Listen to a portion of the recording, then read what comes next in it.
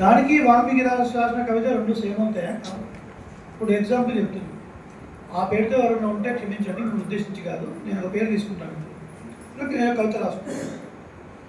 ఉషా, నేను ఇట్లా అన్నప్పుడు మీరు వాహ్వా వాహ్వా అంటున్నాను, ఓకేనా? ఉషా,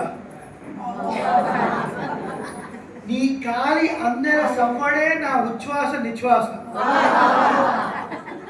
ఆకలైతే తింటాను మసాలా దోశ, నువ్వు కాదంటే నా బతుకు బిసబిస. ఇది ఏమన్నా అర్థం ఉందా? ఏదో ఆశ దోశ అప్పుడల్లా దీనివల్ల ఉపయోగం ఉందా? చదివిన వాడికి ఉపయోగం లేదు, చెప్పిన వాడికి ఉపయోగం, విన్నవాడికి ఉపయోగం లేదు. రామాయణం అట్లా కాదు. వాల్మీకి మహర్షి తన తపస్సు ధారపోసి రామాయణం అందించాడు. ఒక్కొక్క శ్లోకంలో ఏకైకం అక్షరం ప్రోక్తం మహాపాతక నాశనం, ఒక మంత్రానికి సంబంధించిన బీజాక్షరం శ్లోకంలో ఉంది. విశేషించి సుందరకాండ అద్భుతమైన మంత్రశాస్త్రం అంటారు శ్రీరామాయణాన్ని. కానీ ఆ శ్లోకాలు చదువుతున్నప్పుడు ఆ బీజాక్షరాల శక్తి ఇగ్నేట్ అవుతుంది. అంత గొప్పటి ఆది కావ్యం శ్రీరామాయణం. కాబట్టి మనం రాసేటువంటి వాళ్ళ ఉపయోగం లేదు. శ్రీరామాయణాన్ని సేవించండి, రాముడి గురించి తెలుసుకోండి, రాముడిని శరణని వేయండి. జటాయువు వీళ్ళందరూ శరణు వేడారు, మీరు ఆ లాభాన్ని పొందండి అని కదా మీరు వాడింది. ఇప్పుడు మనం కూడా అర్థం చేద్దాం. సంతోషం. తర్వాత పూర్వాచార్యులు ఒక మాట అంటారు శ్రీరామాయణం గురించి వచ్చినప్పుడు, అవ్యపదేశకు చెప్పండి అనంతరత్తిలవన్. ఏంటి కాంటెక్స్ట్ ఏంటి అంటే, క్రిమికంఠుడు ఒకడు ఉన్నాడు, కులోత్తుంగ చోరుడు వాడి పేరు, రామానుజ కాలం. వాడేంటి, వాడు నమ్మిన సేవాన్ని అందరూ నమ్మాలి. నీకు ఏ దైవం మీదైనా ప్రేమ ఉండొచ్చు, నీ ఇష్టం. కానీ ఇంకొకటి బలవంతంగా చేయాల్సినటువంటి ఇది మనకేముంటుంది? మన భారతదేశంలో ఎప్పుడు లేదు కదా. ఎవరైనా మనం ఆదరిస్తాం. ఎంతోమంది ఇతర దేశాల నుంచి వచ్చిన వాళ్ళు ఉన్నారు, ఇక్కడ సెటిల్ అయిన వాళ్ళు ఉన్నారు. మరి భారత ప్రభుత్వం గురుద్వారా కట్టుకుంటామన్నా ల్యాండ్ ఇస్తుంది, వాళ్ళకి పోషణ ఇస్తుంది. చర్చ్ కట్టుకుంటామన్నా ఇస్తుంది, మసీదు కట్టుకుంటా ఇస్తుంది, దేవాలయం అయినా ఇస్తుంది. సర్వమత సమానత్వం, సౌభ్రాతృత్వం అంటే ఏంటి? ఒక బ్రదర్లీ నేచర్ ఉండాలి. ఒక అన్నదమ్ములు ఎలా ఉండాలి, అందరూ పౌరులు అందరూ అట్లా ఉండాలి అని కదా మనం చిన్నప్పటి నుంచి ప్రతిజ్ఞ చేస్తున్నాం. India is my country, all Indians. కాబట్టి వీడేంటంటే నేను నమ్మిన సిద్ధాంతమే గొప్పది. ఓకే, ఒక సిద్ధాంతం వారికి గొప్పది.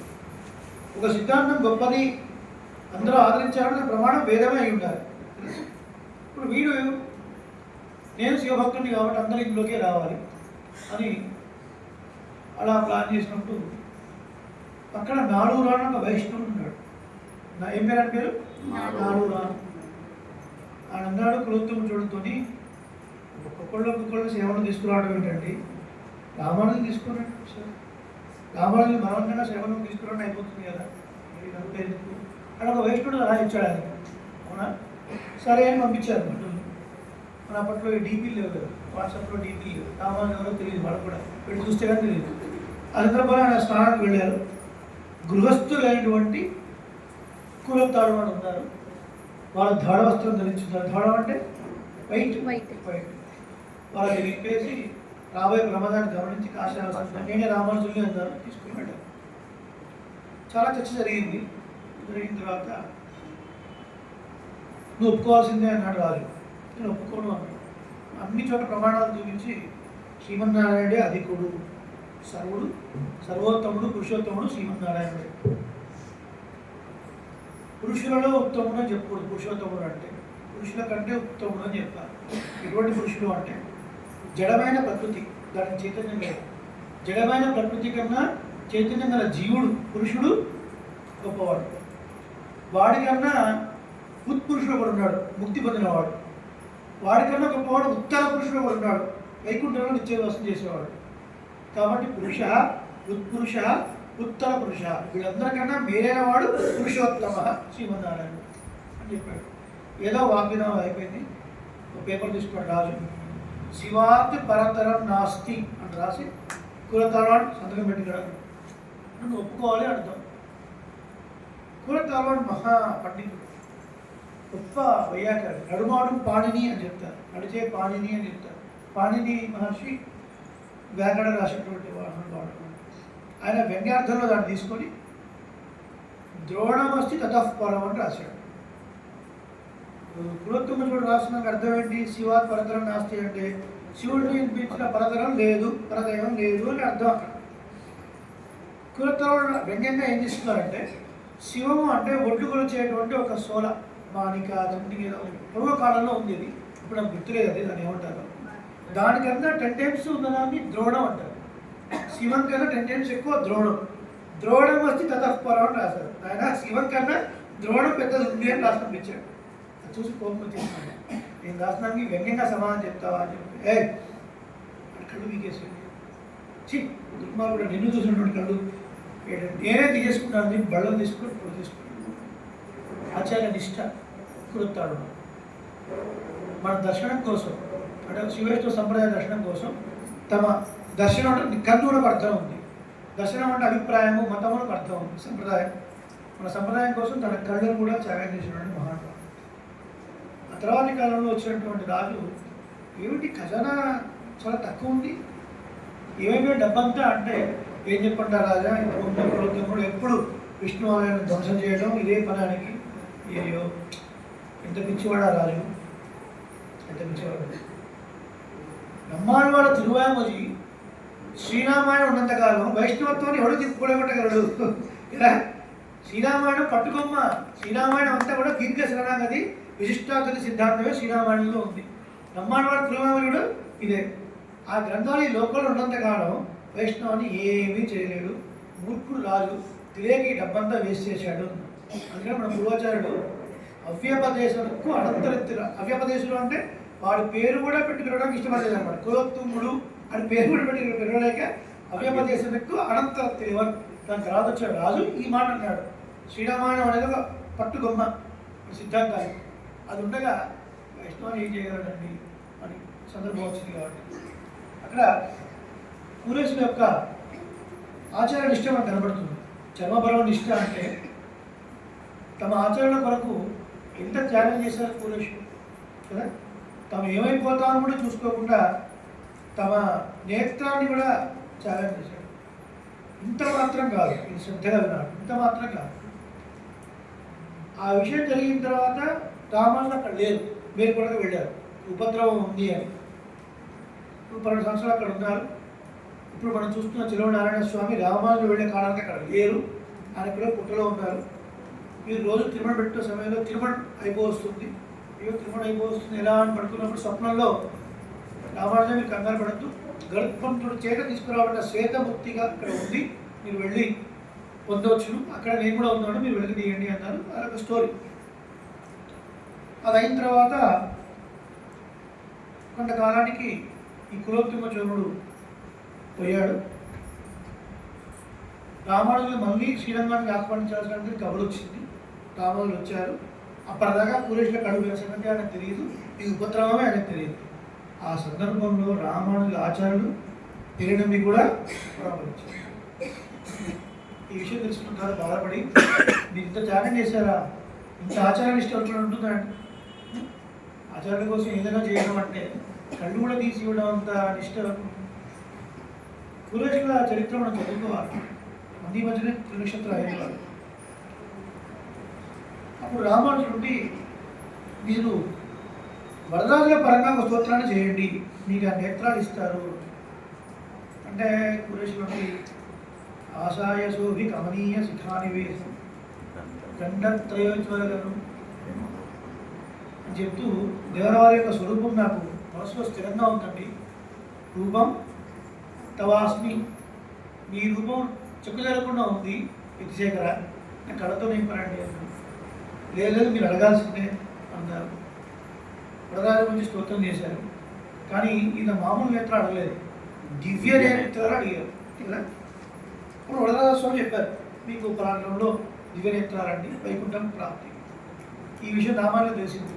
మీరు నేత్రాలు అంటే దివ్య నేత్రాలను అడుగుతున్నారు, మీరు మమ్మల్ని వదిలేసిపోతే ఎట్లా వైకుంఠానికి?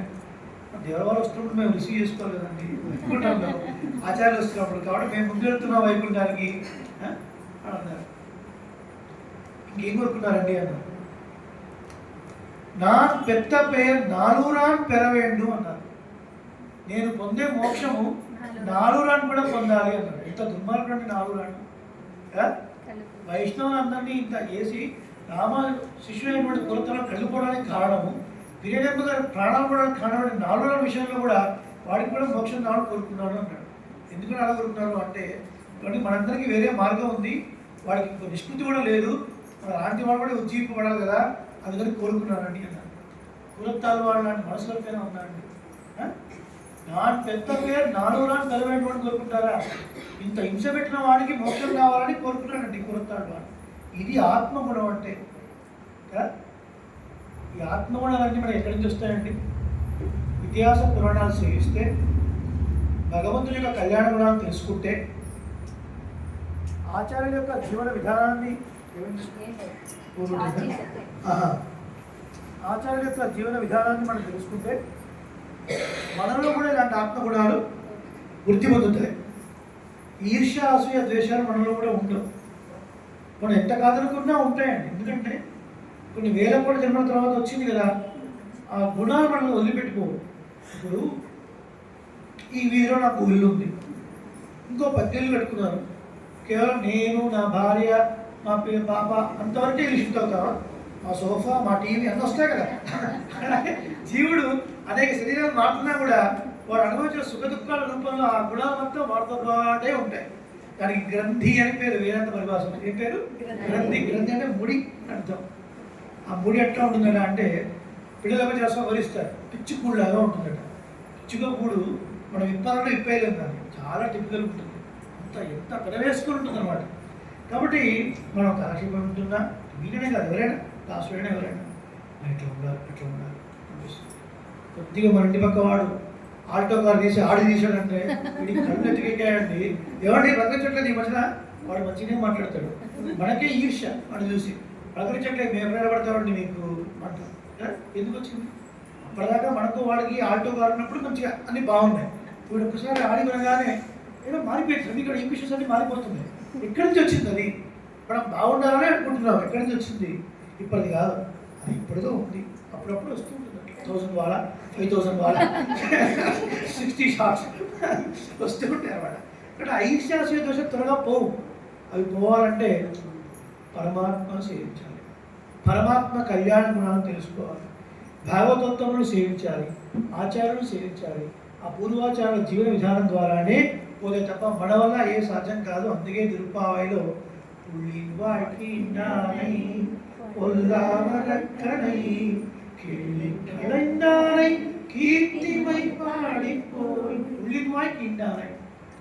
అంటే బకాసుడు పడ్డ నోటికి చీల్చిన వాడా అని అర్థం. అంటే ఏంటి? బకాసుడు కొంగ ఏదో తపస్సు చేస్తున్నట్టుగా ఉంటాడు. దొంగ తపస్సు చేస్తున్నట్టుగా ఉంటుంది, చిన్న చిన్న చేపలు తిరుగుతాయి. బాడీ కొంగకి ఎంత మంచి గుర్తొచ్చింది, తపస్సు చేస్తుంది, మనం ఏమనట్లేదు. కొంగకి వాటి మీద ఇంట్రెస్ట్ లేదు. పెద్ద చేప వస్తే నోట్లు వేసుకున్నాను, పెద్ద చేప వస్తే నోట్లు వేసుకున్నా అనుకుంటుంది. వాటి తెలియదు, డంభం. అది మనకు పోదు. అది పరమాత్మ తను చీల్చాలంటే పరమాత్మే రావాలి. కేసి గుర్రము, ఇంద్రియాల దాష్టికం అవన్నీ పోవాలంటే పరమాత్మే తీయాలి. అది మనం చెప్తుంది. అటువంటి అద్భుతమైన ఆదికావ్యం శ్రీరామాయణం. గత్వాతు స మహాత్మానం రామం సత్యపరాక్రమం అయాచన్ భ్రాతరం రామం ఆర్యభావ ప్రసక్త అన్నపేరున పూజ్య భావంతో వీరశాలైనటువంటి రామచంద్రుని సమీపించి ఇట్లు కోరాడు. ఎవరు? భరతుడు. అమేవ రాజా ధర్మజ్ఞ ఇది రామం వచో బ్రవీత్ రామోపి పరమోదారః సుముఖస్సు మహాయశాః రైచ్చత విదురాదేశాత్ రాజ్యం రామో మహాబలః పాదుకే చాస్య రాజ్యాయ న్యాసం దత్వా పునః పునః. భరతుడు అంటున్నాడు. చిత్రకూటంలో ఉన్న తర్వాత భరతుడు వెళ్ళాడు. వెళ్ళి అన్నయ్య ధర్మజ్ఞుడి నువ్వు, ధర్మజ్ఞానాన్ని నాకు అర్థం చెప్తున్నావు. ఏమని? ఆశ్రితులను కాపాడేటువంటి ధర్మం. ఇక్కడ ధర్మజ్ఞానం అదే అర్థం కాదు. ఇంటికి పెద్దవాడే రాజ్యం చేయాలి కదా, ఆ ధర్మం నీకు తెలుసుకున్నా అన్నయ్య. నేను ఎట్లా రాజ్యం చేస్తాను? నువ్వు రావాల్సింది. రామోపి పరమోదార, పరమ ఉదారుడైనటువంటి రాముడు కీర్తివంతుడు. ఇటు ఆదేశం, తండ్రి యొక్క ఆదేశాన్ని బట్టి రాజ్యం నచ ఐచ్ఛత్, రాజ్యాన్ని స్వీకరించడానికి అంగీకరించలేదు. మహాబలశాలైనటువంటి శ్రీరాముడు అస్య రాజ్యాయ, ఈ భరతుడి రాజ్యం వెనుకకి పాదుకే న్యాసం దత్వా, తన పాదుకను న్యాసంగా ఇచ్చాడు. దాని తర్వాత దాన్ని ఇచ్చి తీసుకుని వెళ్ళమని మాటికి ఆదేశించడం అని చెప్తున్నాడు. నివర్తయామాసుతో భరతం భరతాగ్రజ సకామ మనవాప్యవ రామపాద ఉపస్పృశన్ నందిగ్రామే కరోద్రాజ్యం రామ ఆగమన కాంక్షయ గదేదు భరతే శ్రీమాన్ సత్యసంధోజితేంద్రియ రామస్తు పునరాలక్ష్య నాగరస్య జనస్య చ తత్ర ఆగమనమేకాగ్రో దండకాన్ ప్రవివేశః.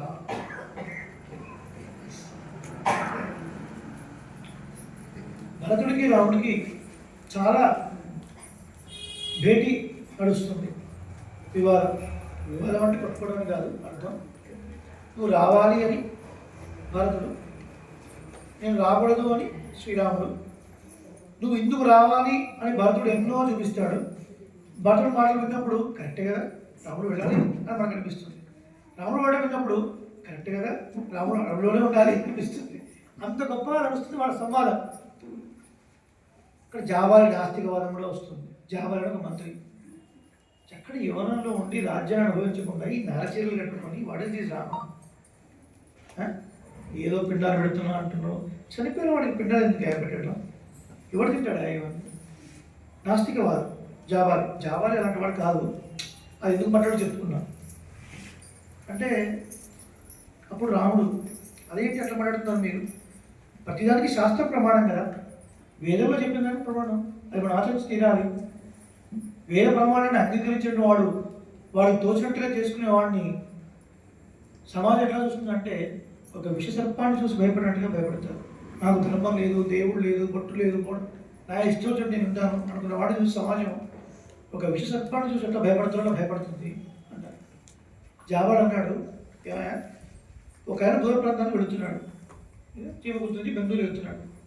వాడు పొద్దున బయలుదేరాడు. వాడికి మధ్యాహ్నం ఆకలి అవుతుంది. ఆ వెళ్ళేవాడికి మీరు బాక్స్ కట్టేయకుండా ఒక 3 బ్రాహ్మణులు పిలిపించి వాడు భోజనం పెడితే వాడు కట్టుబడుతుందా? ఏంటా రామయ్య నాన్సెన్స్. కాకపోతే ఇది బ్రాహ్మణ భుజం నింపడం తప్ప ఈ శార్థాలు ఇవన్నీ ఏంటా ఇదంతా? నువ్వే ఆలోచించు. జాబాలు మాట అంటే మనకు కూడా బాగా కరెక్టే కదా, మనం కూడా శార్థం ఎస్కేప్ చేయొచ్చు, మడి కట్టుకోవాలి, 13 గంటలు చేయాలి, నాన్సెన్స్. మనం జాబాలి పార్టీ అయితే బాగుంటుంది అనిపిస్తుంది కదా. తప్పు. ప్రతిదీ చెందుతుంది మనకు. వేదము మంత్రము ప్రతిదీ ఉంది. పరమాత్మ ఏర్పాటు చేసిన సిస్టమ్ మనకు అర్థం కాకపోవచ్చు. కానీ ఆ మంత్రంలో ఆ వచ్చినటువంటి వాళ్ళని విశ్వే దేవతలుగా, ఆదిత్యులుగా, పితృదేవతలుగా ఆవాహన చేసి మంత్రం చెప్పి వారికి భోజనం పెడతారు. శ్రాద్ధం అంటే అర్థం ఏంటండి? శ్రద్ధయా, చెప్పండి, ధీయతే ఇది శ్రాద్ధం. శ్రద్ధతోనే బ్రాహ్మణులకు భోజనం పెట్టుట, మంత్రపూర్వకంగా పెట్టుట, అది మంగళకరమైనది. శ్రాద్ధము అమంగళం కాదు. పెళ్లిలో కూడా నాంది శ్రాద్ధం చేయిస్తారు తెలుసు.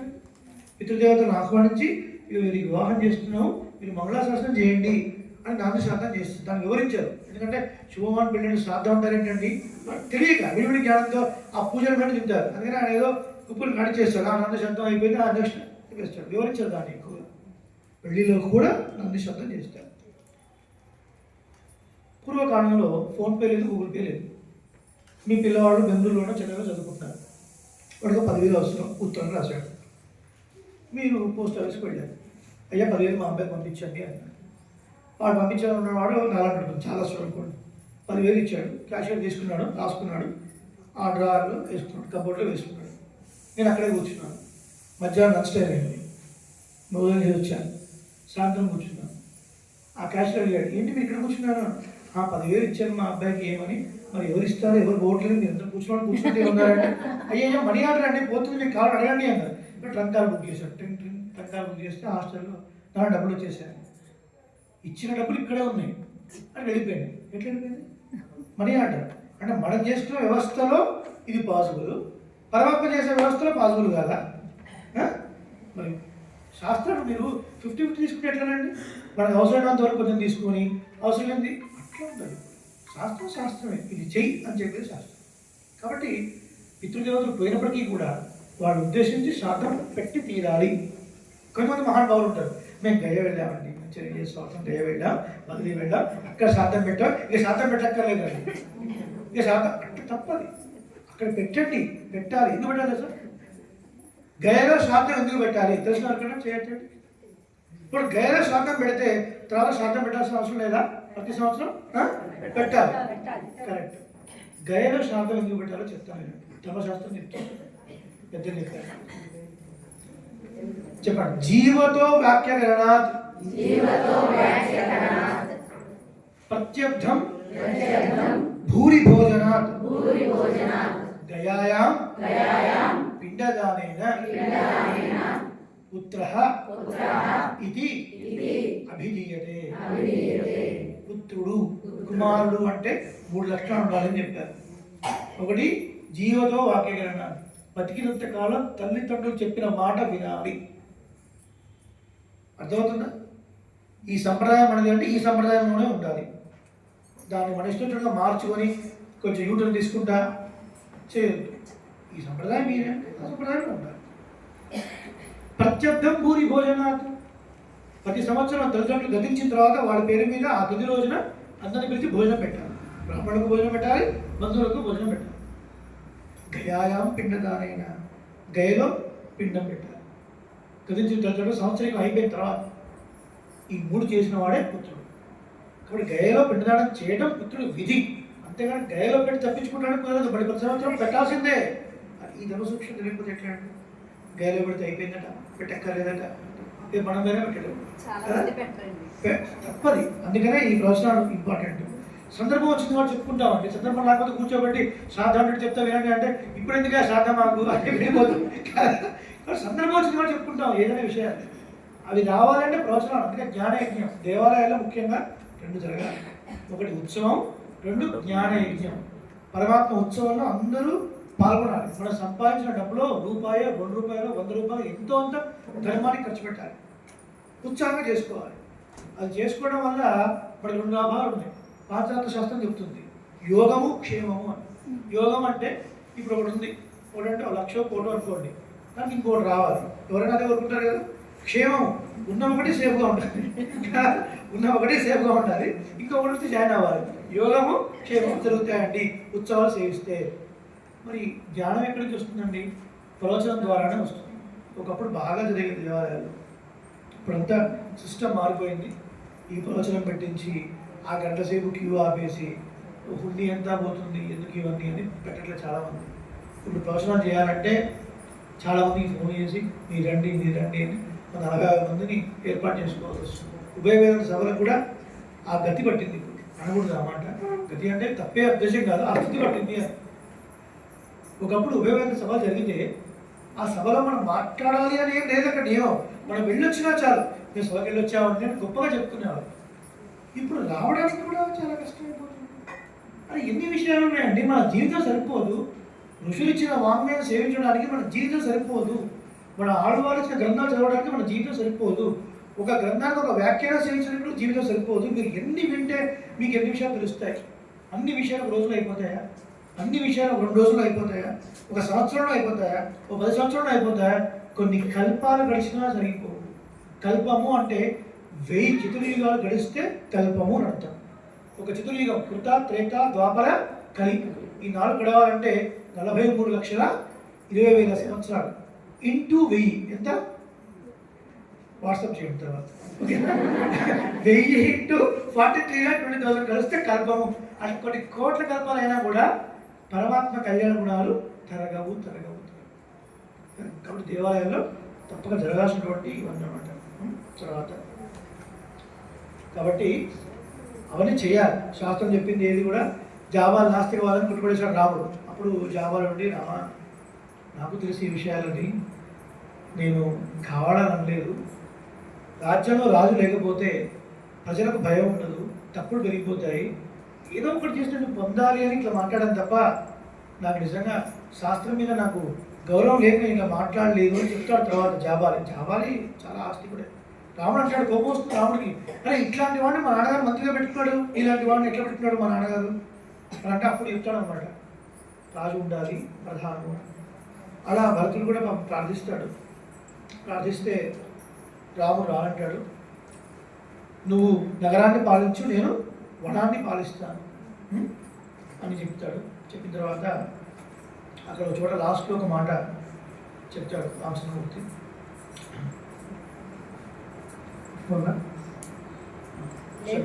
లేదా శ్రద్ధగా వినండి. చాలా వారం జరుగుతుంది. నువ్వు రావాలి అని గట్టిగా, నేను రాను అని. అప్పుడు రాముడు మాట చెప్తున్నాడు, సర్వే క్షయాంతా నిచయా పతనాంతా సముచ్ఛయా సంయోగా విప్రయోగాంత మరణాంతంచ జీవితం. భరతావిను సర్వే క్షయాంతా నిచయా, కూడబెట్టుకున్న ప్రతిదీ ఏదో ఒక సమయానికి నశిస్తుంది. అనుకుంటుండొచ్చు, నా దగ్గర ఇంత డబ్బు ఉంది, నా దగ్గర ఇన్ని లోకాలు ఉన్నాయి, నా దగ్గర ఇన్ని. శాశ్వతంగా ఏదో ఒక సమయానికి వ్యసనాల పాలయ్యో, అగ్ని పాలయ్యో, రాజు పాలయ్యో, వాళ్ళ పిల్లలో ఎవడో పాడు చేస్తాడు. శాశ్వతంగా ఉండదు సంపద, గుర్తుపెట్టుకో.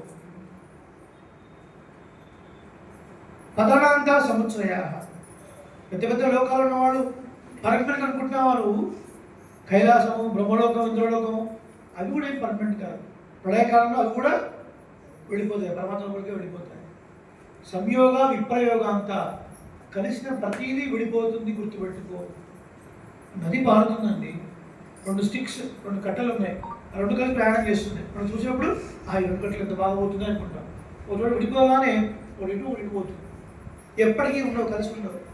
ఎంత ప్రేమించి వివాహం చేసుకున్నా ఒకరు ముందు ఒక రకంగా పోవాల్సిందే కదా. భార్యాభర్తల్లో ఎప్పటికీ కలిసి ఉంటుంది. అసలు రిలేషన్స్ అన్నీ ఎట్లా ఉన్నాయి? ఇప్పుడున్న రిలేషన్స్ అన్నీ కూడా ఎదుటి వాళ్ళతో అవసరాన్ని బట్టేగానే ఉన్నాయి. ఒక డిసెంబర్ 31 వచ్చింది అనుకోండి, ఎదుటి వాళ్ళు వీళ్ళలో చాలా క్లోజ్, వీళ్ళింట్లో చపాతీ కేసు వేస్తే వాళ్ళ ఇంట్లో ప్లేట్లో పడుతుంది అనమాట. అంత క్లోజ్ అనమాట. కరెక్ట్ నెక్స్ట్ ఇయర్కి మొత్తం మారిపోతుంది. ఎక్కడో డిఫరెన్స్ వస్తాయి, ఎక్కడో ప్రాపర్టీ విషయంలో ఏదో చికాకు వస్తుంది. వాడు పేరెత్తకండి అంటాడు. ఏది శాశ్వతం కాదు. కలిసిన ప్రతిదీ విడిపోయేదే. మరణాంతంచ జీవితం, మరణంతో జీవితం ముగుస్తుంది, గుర్తుపెట్టుకో. ఏది శాశ్వతం కాదు అని చెప్తాడు. ఇదే విషయాన్ని త్యాగరాజస్వామి చెప్తున్నారు. నిధి చాలా సుఖమా రాముని సన్నిధి సేవ సుఖమా నిజముఖ పల్కు మనస నిధి చాలా సుఖమా దధినవనీత క్షీరములురుచో. తంజావూరు మహారాజు గొప్ప సంపద పంపించాడు త్యాగరాజస్వామి దగ్గరికి. మీరు వచ్చిన ఆస్థానంలో ఉండండి, మీకు ఎంతగానో సంపద. నారాయణ కీర్తించిన నాలుక నరుణ్ణి కీర్తిస్తుందా? ఈ సంపద శాశ్వతమా అని త్యాగరాజస్వామి నేను నడిపించాను ఎదురుగా. ఆ టైంలో ఒకవేళ నేను నడిపించాను అనుకోండి, ఓ రవికుమారాచార్య, నిధి చాలా సుఖమా రాముడి సన్నిధి సుఖమా అంటే ప్రమాదం. నేనేమంటాను, ఓ పిచ్చి త్యాగరాజస్వామి, నిధి ఉంటే కారులో తిరగచ్చు, బంగ్లాలో ఉండొచ్చు, రాముడు మాట్లాడు, నువ్వు హాయిగా బాగా మాట్లాడు, ఎందుకయ్యా రాముడు హాయిగా నిధిని తీసుకోండి, మీకు వద్ద నాకు ఇవ్వండి అని. కాబట్టి రవికుమార్ అడగలేదు ఆయన. ఎవరు అడిగాడు ఆయన? ఓ మనసా నిజముగా పల్కు మనస నిధి చాలా సుఖమా. ఓ మనసా, దయచేసి అబద్ధం ఆడకు, నిజం చెప్పు. నిధి సుఖమా, రాముడు సన్నిధి సుఖమా? దధినవనీత క్షీరములురుచో. దధి పెరుగు, వెన్న, పాలు, సేమియా పాయసం, పన్నీర్ బటర్ మసాలా. ఇది రుచ. దాశరథి ధ్యాన భజన సుధారసములురుచో. దాశరథి, దశరథ చక్రవర్తి కుమారుడైనటువంటి శ్రీరామచంద్రుడి యొక్క గుణగానము రుచ. నిధి చాలా సుఖమా సర్వే క్షయాంతా నిచయ. ఈ శ్లోకం చూసే త్యాగరాజస్వామి రీసెర్చ్ అనమాట. ఇదంతా త్యాగరాజస్వామి కీర్తనలకి శ్రీరాముడి శ్లోకాలు అన్వయం. ఇలా కొంత రీసెర్చ్ చేస్తుంటాడు దాసుడు. అందులో భాగంగానే ఇదొక రీసెర్చ్. రాముడు చెప్పిన విషయం అదే, ఏది శాశ్వతం కాదు. శాశ్వతం ఒక్కటే శాశ్వతం. ఏంటది? పరమాత్మ ఒక్కటే శాశ్వతం కదా. ఆయనే శాశ్వతుడు, ఆయనే అవ్యయుడు, ఆయనే నిత్యుడు. అవికారాయ శుద్ధాయ సర్వైక రూప రూపాయ విష్ణవే సర్వశిష్టాయ కదా, ఆయన మాత్రమే శాశ్వతం. కాబట్టి ఆయన్ని పొందడానికే ప్రయత్నం చేయాలి. అదే శాశ్వతం అంటే కైంకర్యమే శాశ్వతం. కైంకర్యం అనే సంపదే శాశ్వతం తప్ప మిగతా ఏది శాశ్వతం కాదన్న. తిరుపతి చెప్పింది కూడా అదే విషయం, అవునా కదా? తిరుపతి అదే చెప్పింది కదా, ఎట్టైக்கும் ఏడేడు పిరవైக்கும் ముందన్నోడు ఉత్తమే యావం உனக்கே நாவார் செய்வோம் மத்தேனங்காமங்கள் மாற்று மாற்று మాతృ అంటే ఏదో బాగా పాల్గొనడం. సరే, నీతో మాకు సంబంధం కలిగి ఉండాలి, నీకు అందరినీ కైంకర్యం చేస్తూ ఉండాలి. నువ్వు మోక్షంలో పెడతావా, స్వర్గంలో ఇస్తావా, శ్రీరంగంలో పుట్టిస్తావా, కాంచీపురంలో పుట్టిస్తావా, నీ ఇష్టం. నీ ఇష్టం. నువ్వు ఎక్కడైనా పుట్టించు కదా, నువ్వు ఎక్కడైనా పుట్టించు, చిదంబరంలో పుట్టించు, చీమూర్తిలో పుట్టించు, నో ప్రాబ్లం. నీ కైంకర్యం మాత్రమే సాగుతూ ఉండాలి. నీతో మాకు సంబంధం ఎప్పటికీ ఉంటూ ఉండాలి స్వామి. మధ్యాహ్నంగామంగా మారుతూ వేరే అక్కర్లేదు అను. అలా జరిగిన తర్వాత చిత్రకూటం నుంచి రాముడు తన ప్రదేశాన్ని మార్చాడు. ఎందుకంటే ఇక్కడ ఉంటే అందరూ వస్తున్నారు, రాముడు రావాలి రావాలి అని ఈయన అడిగాడు. సరే, పాదుకలు మాత్రం ఇచ్చి పంపించాడు. అంటే సందేహం ఇక్కడ, రాముడు వస్తూనే సంచిలో పాదుకలు వేసుకొని వచ్చాడా, పాదుకలు ఎక్కడ తీసుకొని వచ్చాడు, ఈ పాదుకలు ఎక్కడివి, ఎక్కడ పాదుకలు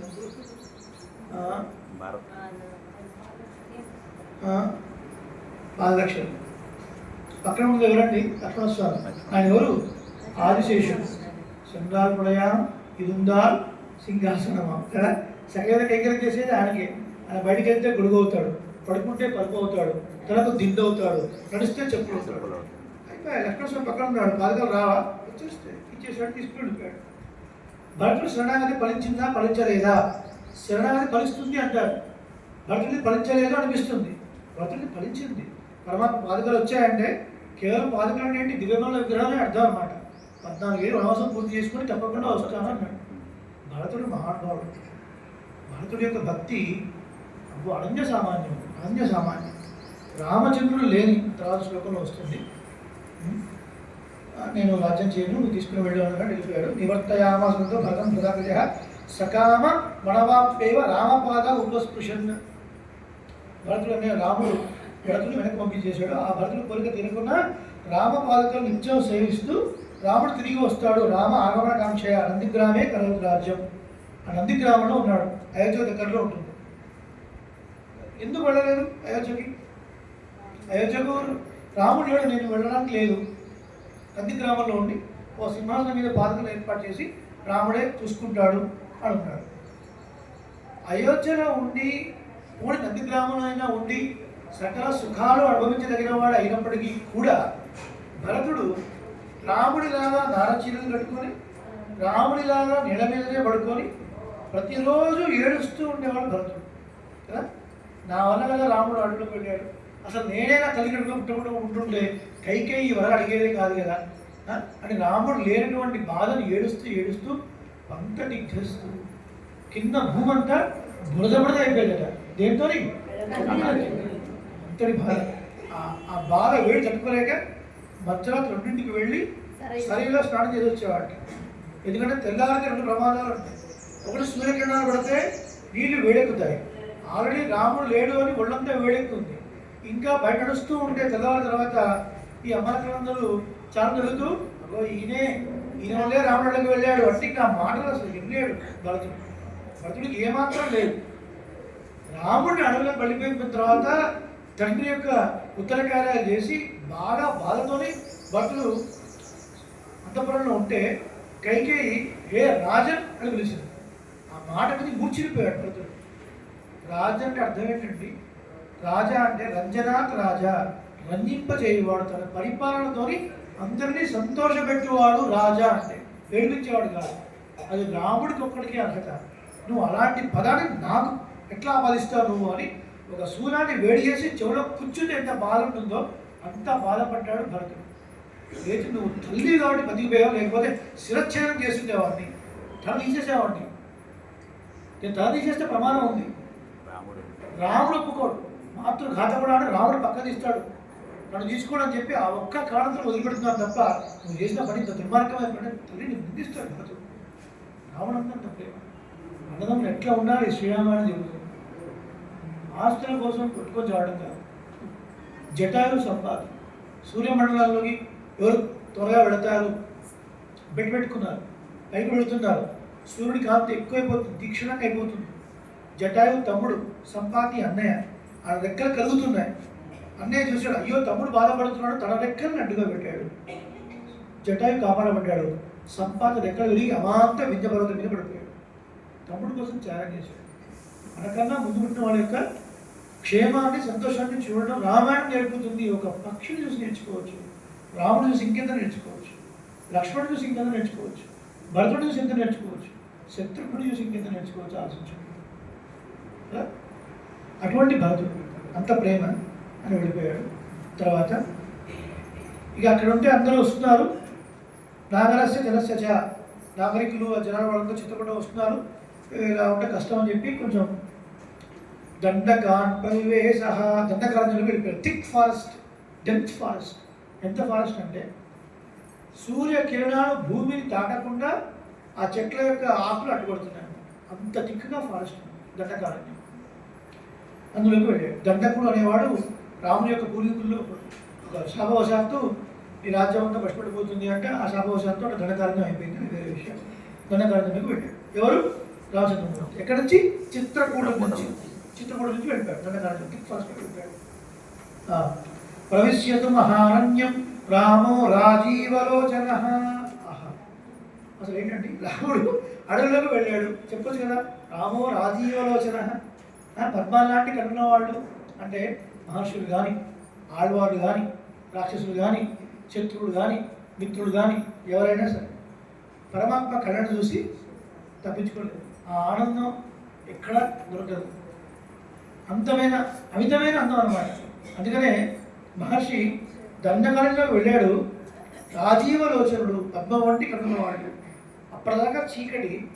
రామచంద్రమూర్తి అడుగుపెట్టి నడుస్తూ ఉంటే, టార్చ్ లైట్ వేసుకుని వెళుతుంటే చీకటి పారిపోతున్నట్టుగా, అలా రాముడు వస్తూ ఉంటే ఆయన ఒక కాంతికి దూరం పోతున్నట్టు చీకటి అంతా కూడా అంతటి గొప్ప కాంతి. విరాధం రాక్షసం హత్వా శరభంగం దదర్శ. దండకారణ్యంలోకి వెళ్ళాడు. దట్టమైన అడవిని చేరిన వెంటనే విరారుడు అనే ఒక రాక్షసుడిని సంహరించాడు. తర్వాత శరభంగుని యొక్క మహర్షిని దర్శించాడు అని తర్వాత హా అన్నాడు. అంటే ఏంటి? హా అనేది ఆశ్చర్యార్థం. ఇంత ఆశ్చర్యం కదా అన్నాడు. శ్రీభాష అప్లాచార్య స్వామి ఒక మాట చెప్తుండేవారు. మొత్తం రామాయణంలో ఎక్కడెక్కడైతే హా హా ఉంటుందో అది ఎందుకు ఉంది అని మీరు రీసెర్చ్ చేస్తే ఒక పిహెచ్డి వస్తుంది. సాధారణంగా పాదపురాణం కోసం వాడారు అనుకుంటారు హా అనేది, ఛందస్సు కోసం. అది కాదు, ఒక విశేషమైన అర్థం చెప్పడం కోసమే వాల్మీకి మహర్షి హా అని వాడతారు. దండకారణ్యంలోకి ప్రవేశించినటువంటి రామచంద్రమూర్తి విరాధుడు అనే రాక్షసుడిని సంహరించి శరభంగుని మహర్షానికి వెళ్ళాను హా అని అడిగారు. అంటే అర్థం ఏంటి అంటే చాలా అర్థం ఉంది. మనము పెద్దల దగ్గరికి వెళ్ళేటప్పుడు కానీ, చిన్నపిల్లల దగ్గరికి వెళ్ళేటప్పుడు కానీ, దైవం దగ్గరికి వెళ్ళేటప్పుడు కానీ ఉత్త చేతులతో వెళ్ళకూడదు. చెప్పండి. రిక్త హస్తేన నోపేయాత్ రాజానం గురుదైవతం.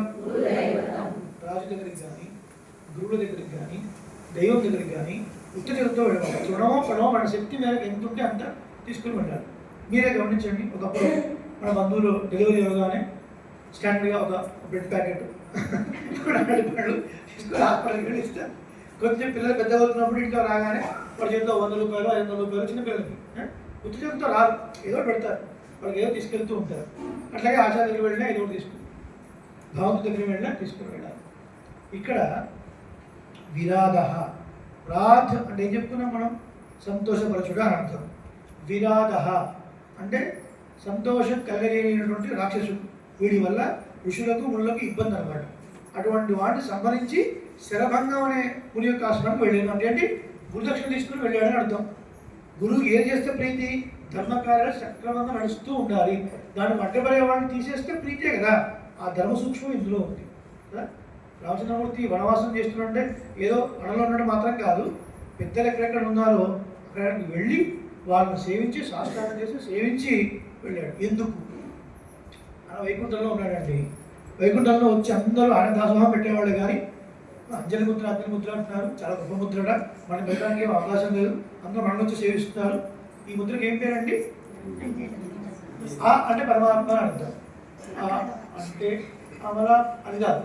ఆ అంటే పరమాత్మ. తిరుమలలో సేవిస్తేనేమో ఆ అంటే పరమాత్మ తెలుస్తుంది, సినిమాలు చూస్తేనేమో ఆ అంటే అమలామలో తెలుస్తుంది. ఇదే తేడా.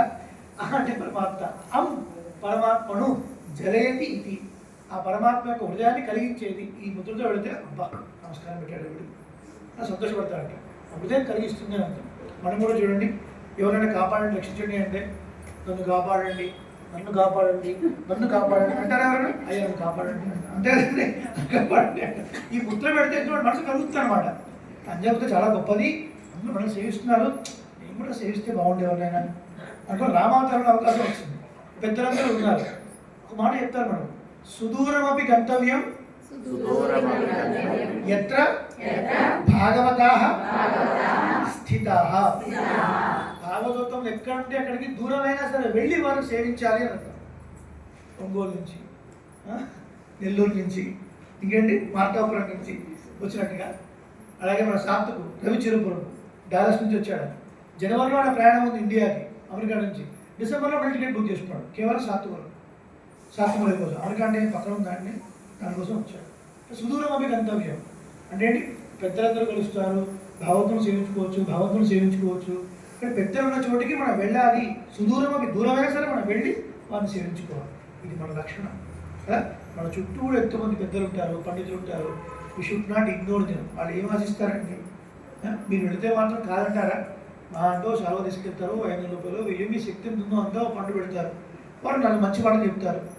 మీరు ప్రయత్నపూర్వకంగా వెళ్ళాలి. వాళ్ళ దగ్గర నుంచి ఏదో ఇన్విటేషన్ ఎక్స్పెక్ట్ చేయొద్దు కదా. మీ చుట్టుపక్కల పెద్దలు ఎవరైనా ఉన్నారు అంటే మీరు ప్రయత్నపూర్వకంగా ఒకసారి వెళ్ళి వారిని కలవాలి. సంవత్సరానికి ఒకసారి, 6 నెలలకు ఒకసారి. అకేషన్స్ రావా అండి? మీ పుట్టినరోజులు రావా, పెళ్లి రోజులు రావా, మీ పిల్లల పుట్టినరోజులు రావా, ఏదో ఒక అకేషన్లో మనం అన్నీ చేసుకుంటాం. కేక్ కట్ చేసుకుంటాం, అన్నీ చేసుకోండి, నో ప్రాబ్లం. మీ ఇష్టం చేసుకోండి. పెద్దలు కూడా సేవించండి. మీ ప్రాంతంలో ఉన్న అర్చక స్వామిని సేవించండి, వారికి సంభావన ఇవ్వండి. అర్చక సాక్షాత్ చరణుద్భి సంశయ. అర్చకుడు అనేవాడు తిరిగే నారాయణుడు కదా. వాడు దాని మీదనే డిపెండ్ అయినటువంటి వాడు, వాడు వేరే ఇన్కమే ఉండదు. అలాంటి వాడిని బాగా చూసుకోవాలి. ఒక దేవాలయాల్లో అర్చకుడు బాధపడుతున్నాడు ఏదైనా కారణం వల్ల అంటే అది మన పాపం అని అడుగుతాం, మనకి పాపం తగ్గుతుందని అడుగుతాం. మనం సరే చూసుకోలేకపోయామని అడుగుతాం. దేవాలయం కట్టించడానే సరిపోదు, దాని పోషణ కూడా మన బాధ్యత ఉండాలి. మన బాధ్యత ఎవరో ఒకటి ఇచ్చారంటే మాకే సంబంధం అనుకోకూడదు. మీరు వీధిలో ఉన్నారు, ఈ 3 వీధుల కలిపి దేవాలయం ఉంది అంటే దాన్ని మనం కాపాడుకోవాలి. అక్కడ ఉన్న అర్చక స్వామికి బాధకాలంటే తెలుసుకోవాలి, వారి బాధలు అంటే తెలుసుకుని మనం నివర్తింపజేయాలి. అంతేగాని అర్చక స్వామిని వేధించదు. కమిటీల పేరు మీద ఆ పేరు మీద వేధించదు. అది మనకు ధర్మరసం చెప్తుంది. ఇక్కడ శరభంగ దర్శ అని ఎంతోమంది మునుల్ని సేవించి పడిపడి నమస్కారం చేసి తృప్తి పొందాడు రాముడు. ఎందుకు? వైకుంఠంలోనేమో అవకాశం లేదు, మానవ రూపంలో వచ్చాడు కదా, పెద్దల్ని సేవించాడు. అటువంటి శ్రీనివాసం సుధీక్షణం చాప్య అగస్త్య భ్రాతరం తదా అగస్త్య వచనాచైవ జగ్రాహంసం సరాసనం ఖడ్గజ రవప్రీత తుడీచాక్షయ సాయకవు. సుధీక్షణుడు అగస్త్యుడు, అట్లా అగస్త్యుడు తమ్ముడు, ఆయన పేరు సుదర్శనుడు, ఆయన కూడా సేవించాడు. అగస్త్యుడి యొక్క మాటతోని ఇంద్రుడి యొక్క ధనస్సుని స్వీకరించాడు. ఒక అమ్ముడపది గిఫ్ట్ ఇచ్చాడు అగస్త్య మహర్షి, వాటిని కూడా తీసుకున్నాడు, సంతోషపూర్వకంగా స్వీకరించుకున్నాడు. వసతస్థస్య రామస్య వనే వనతరే సహ విషయోభ్యాగమన్ సర్వే వధాయాసు రాక్షస స తేషాం ప్రతిశుశ్రావ రాక్షసానాం తథా వనే. తర్వాత రాముడు దండకవనంలో తిరుగుతూ ఉండగా అడవిలో తిరిగేటువంటి ప్రాణులతో కలిసి భాషలందరూ రాముడు దండకారణ్యంలో తిరుగుతూ ఉండగా ఆ అడవిలో నుండి మునులు వాళ్ళందరూ కూడా రాముడి దగ్గరికి వచ్చి ఒక విన్నపం చేశారు, శరణాగతి చేశారు. రామ, అడవిలో ఉండే రాక్షసులు మాకు చాలా ఇబ్బంది కలిగిస్తున్నారు. మేము హోమం చేసుకుని పూర్ణావతి చేసే సమయంలో పైనుంచి రక్త మాంసాలను పడేస్తున్నారు, చాలా గందరగోళం చేస్తున్నారు. మనకేమనిపిస్తుందంటే వీళ్ళు మనుషులు కదా, శపించవచ్చు కదా. శపిస్తే ఏమవుతుంది? వీళ్ళు తపశక్తి పోతుంది. వీళ్ళు తపస్సు చేసే దేని వరకు? పరమాత్మ చేరుకోవడం కొరకు కదా. కోపం వల్ల, శాపం వల్ల ఈ తపస్సు పోతుంది. కాబట్టి ఎలాగైనా నువ్వే రక్షించాలి. ఎందుకంటే అయోధ్యలో ఉన్నా, అడవిలో ఉన్నా నువ్వే మా ప్రభువు. నగరస్థోవా వనస్థోవా అంటే నగరంలో ఉన్నా వనంలో ఉన్నా నువ్వే ప్రభువు చెప్తాను. ఆ మాటలు విన్న తర్వాత రాముడు రాక్షసులను వధించాలని మాట ఇచ్చాడు. ప్రతిజ్ఞాతశ్చ రామేణ ఉదస్సంగీత రక్షసాం ఋషీణాం అగ్నికల్పానాం దండకారణ్యవాసం. అగ్ని వలె పవిత్రమైనటువంటి ఋషులు దండకారణ్యం నివసిస్తూ ఉన్నారు. వాళ్ళ వరకు యుద్ధమునందు రాక్షసులను వధిస్తాను అని రాముడు ప్రతిజ్ఞ చేశాడు. తేన తత్రయ వసత జనస్థాన నివాసుని విరూపిత శూర్పణఖ రాక్షసీ కామరూపిణి. చాలా ఇంట్రెస్టింగ్ ఉంటుంది. దండకారణ్యంలో రాముడి చేత జనస్థానంలో ఉంటుంది. జనస్థానం అంటే దండకారణ్యం అర్థం. కామరూపిణి శూర్పణఖ. కామరూపిణి అంటే తను కోరిన రూపాన్ని పొందగలదు.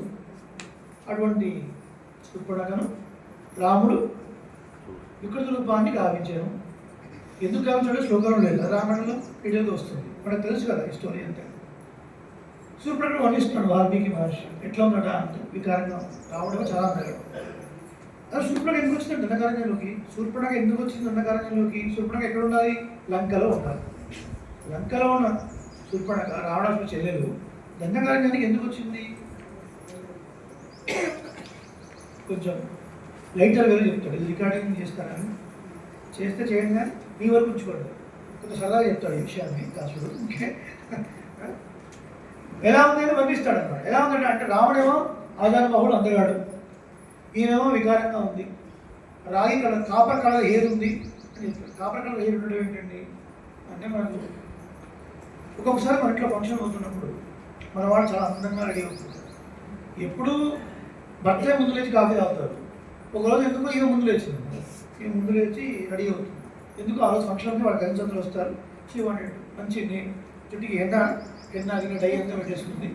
ఆ రోజు నేను లేచి కాఫీ తాగుతాను రెడీగా ఉంటున్నాడు. చూసి భయపడ్డాడు. ఎవరు నువ్వు అన్నాడు. నేను మీ భార్య కదా, నేను మీ భార్య కదా. సో కింద కూసుకున్నట్లు అట్లా ఉంటుంది. శూర్పణఖ సరే ఈమె ఎందుకు వచ్చిందండి ఇక్కడికి అంటే, ఈ రావణాసుడికి గంట కావాలి ఎక్కువ. వాడికి ఎప్పుడు ఎవరితో గుడబెట్టుకోవాలి, యుద్ధం చేయాలి. ఆ ప్రాసెస్లో శూర్పణఖ హస్బెండ్ కూడా చంపేశాడు. తర్వాత బోర్ను వచ్చింది. అయ్యో అంటే ఎందుకు ఇట్లా చేసావు, నా భర్తను కూడా చంపేశావు. అయ్యో చూసుకోలేదు. సరే నేను నీకు కొంచెం నీ మైండ్ షిఫ్ట్ అవ్వడానికి నీకు చిన్న ఎంటర్టైన్మెంట్ ప్లాన్ చేస్తాను. దండకారణ్యం వెళ్ళు, అక్కడ మంచిగా ఋషులు ఉంటారు. అమాంతం నోట్లో వేసుకోవచ్చు. నరమాంసం బాగా ప్రీతిగా ఉంటుంది. రాక్షసులకు అదే కావాల్సింది. ఋషులు ఉంటారు. కొంతమంది కొంచెం మోస్తరుగా ఉంటారు, కొంతమంది మామూలుగా ఉంటారు. నీకు ఇష్టమైన బఠానీలు నవ్వేయచ్చు హాయిగా. నువ్వు వెళ్ళాము అంటారు. అంటే మన దండకారణ్యంలో ఎవరు ఉంటారు? అయ్యో మన కజిన్స్ ఉన్నారు.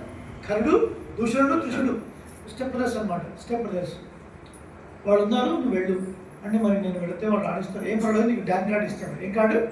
Dan card. పాన్ కార్డు లాగా డ్యాన్ కార్డు, లేదా ఆధార్ కార్డు. దండకారణ్యం ఆధార్ కార్డు ఇస్తాను. చూడాలి ఇది చూస్తే ఎవరు ఆపరా? ఎవరు ఆపరు. నీ ఇష్టం వచ్చినట్టుగా తిరుగు. నీ ఇష్టం వచ్చిన వాడు తినేసే. నీకు అసలు అట్టే లేదు. అనుభవించు అని రావడం అన్నాడు. ఇంకా చూసుకుని తీసుకుని నేను పక్కాలు పక్కాలు వెళ్ళిపోయి దండకారణ్యం వెళ్ళిపోయి తిరుగుతూ ఉంది. తన ఇష్టం వచ్చినట్టు తిరుగుతుంది.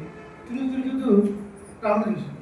వాడు చూసి ఇంత అందమాడి రాముడు చూసి ఎవరైనా ఆశపడతారు. శుభ్రంగా ఆశపడలో పెద్ద ఆశ్చర్యం ఉంది. ఒకసారి ఏమైంది, సంక్షేమ రావడం మా గోష్ఠి వారు చెప్పిన తర్వాత మేము భద్రాచలం వెళ్ళాం. స్థలసాయి వారికి దాసులు ఫోన్ చేసి ఇలా వస్తున్నాం స్వామి రండి అన్నారు. వేద పాలన చేసే స్థలాన్ని మాకు కేటాయించారు. విరమణ దర్శనం చేసుకొని ఆ ప్రదేశంలో కూర్చొని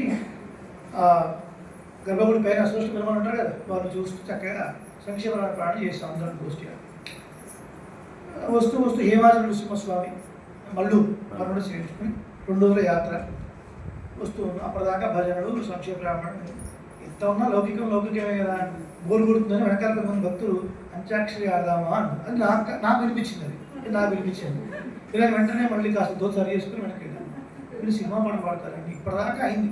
ఇలాగ రామాయణం అంతా చేశాను అంటే సార్ సినిమా పాటలే పాడదాం, అది కూడా రాముడి పరంగా పాడదాం, ఓకేనా అన్న. ఓకే అన్న. ఇది నేను సరదాగా చెప్తున్న విషయం.